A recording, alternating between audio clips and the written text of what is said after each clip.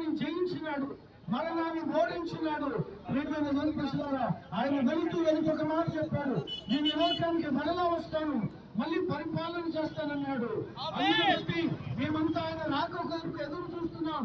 ఎన్ని శ్రమలు వచ్చినా సహిస్తున్నాం, ఎన్ని బాధలు వచ్చినా సహిస్తున్నాం, ఎన్ని నిందలేసినా సహిస్తున్నాం, ఎన్ని తిట్లు తిడుతున్నా సహిస్తున్నాం, ఎన్ని బూతులు తిడుతున్నా సహిస్తున్నాం, ఎంత కొట్టినా సహిస్తున్నాం, మా మీద బురద జరుగుతున్నా సహిస్తున్నాం, మా మీద పెండనీళ్ళు జరుగుతున్నా సహిస్తున్నాం, మా మీద అనేకమైన నిందలు వేస్తున్నా సహిస్తున్నాం, మా దేవుని తిడుతున్నా సహిస్తున్నాం, మా బైబిల్ను చించుతున్నా సహిస్తున్నాం, బైబిల్ను కాలుస్తున్నా సహిస్తున్నాం. ఎందుకో తెలుసా?